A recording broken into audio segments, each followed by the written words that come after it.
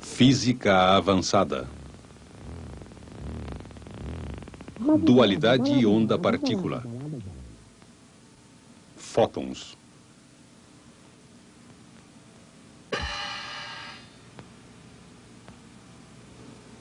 O que é a luz? Por que ela se comporta de determinada maneira? Os primeiros esforços para explicar a luz resultaram em uma guerra entre dois modelos.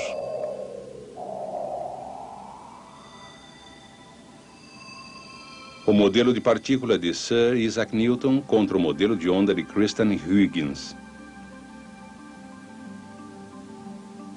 Com o passar do tempo, as provas se acumularam a favor do modelo de onda.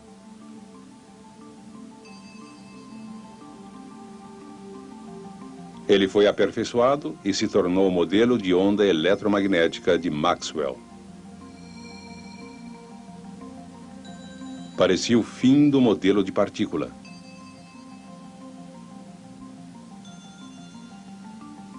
E então, para surpresa de toda a comunidade científica, Max Planck e Albert Einstein, com seu modelo do quantum, deram vida nova ao modelo de partícula.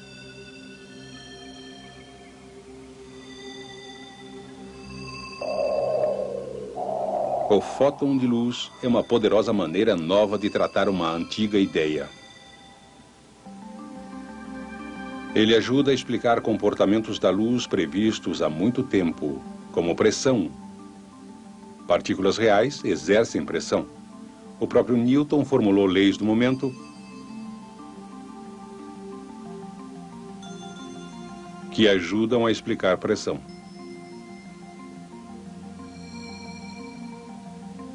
O produto de uma massa pela sua velocidade é conhecido por momento.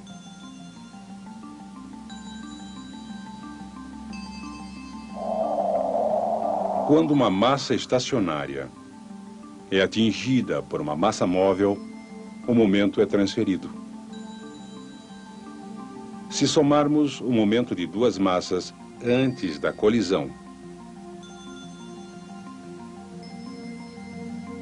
e depois, a soma dos vetores momento após a colisão é sempre igual à soma dos vetores antes da colisão. Em 1923, o cientista Arthur Compton mostrou que fótons também parecem ter momento.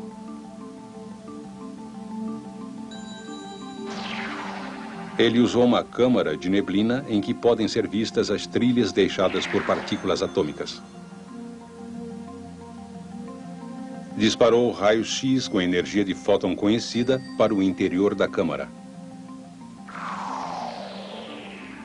De vez em quando, esse fluxo de raio-x produzia a trilha de um elétron.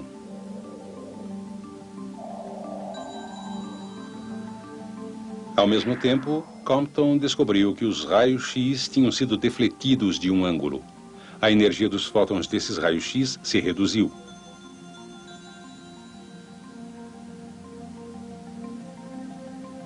Compton mostrou que essa colisão é similar a uma colisão entre duas partículas em que o momento é conservado.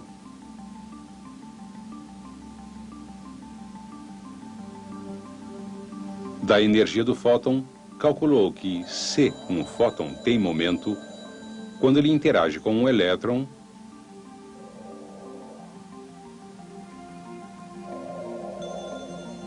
o momento é conservado. A demonstração de Compton foi prova da natureza da luz ser similar à de partículas. A conservação do momento dos fótons dá suporte à hipótese de que a luz exerce pressão.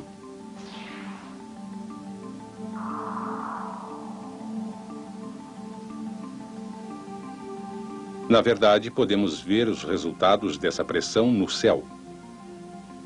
Os cientistas aceitam geralmente que a pressão dos fótons empurra as minúsculas partículas que formam a cauda de um cometa, de modo que sempre estejam orientadas para o lado contrário do Sol.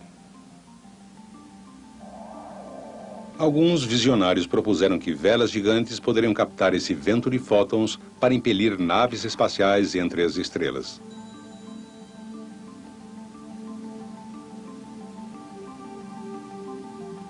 Mas e quanto aos outros comportamentos da luz?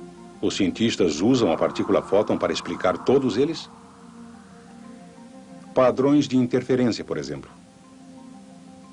O modelo de onda explica bem de que maneira a interferência construtiva produz linhas mais brilhantes para criar padrões de interferência de luz distintos.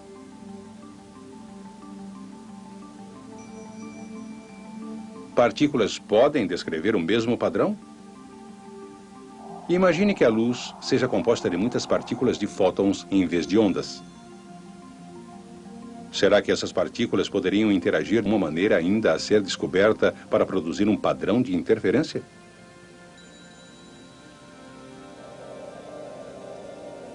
Geoffrey Taylor encontrou uma ótima resposta para essa pergunta. Montou uma experiência usando papel fotográfico para registrar padrões de interferência.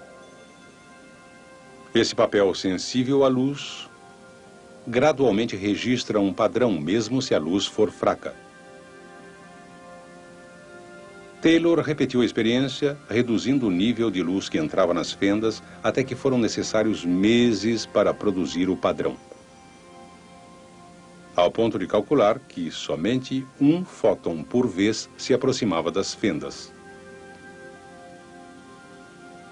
E qual foi seu resultado?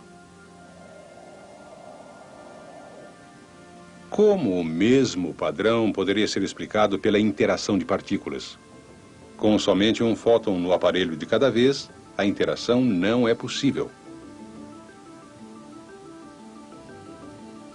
Não obstante a teoria dos quanta e o modelo do fóton, precisamos ainda do modelo de onda da luz para prever onde os fótons chegarão depois de passar através de uma fenda.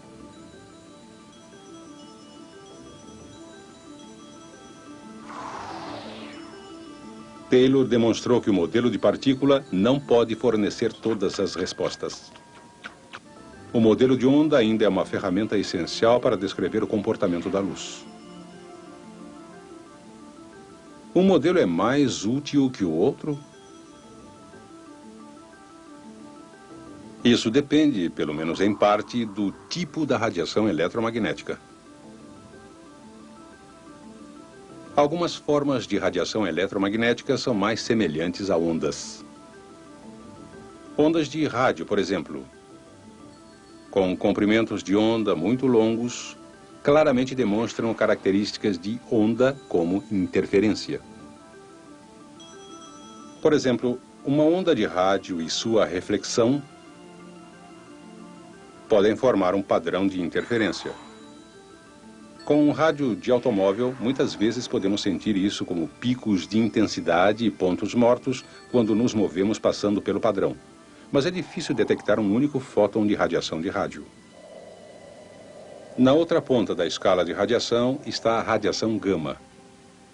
Esses comprimentos de onda são tão curtos que é difícil ou impossível demonstrar a interferência através de fendas, por menores que sejam. Por outro lado, a energia se move em fótons semelhantes a partículas que são fáceis de detectar, como cliques separados em um contador Geiger. A física quântica e o modelo de fóton da radiação de energia mudaram a física moderna. Mas o modelo de onda eletromagnética ainda é uma ferramenta essencial. Hoje em dia, os dois modelos se apoiam e nos explicam a luz.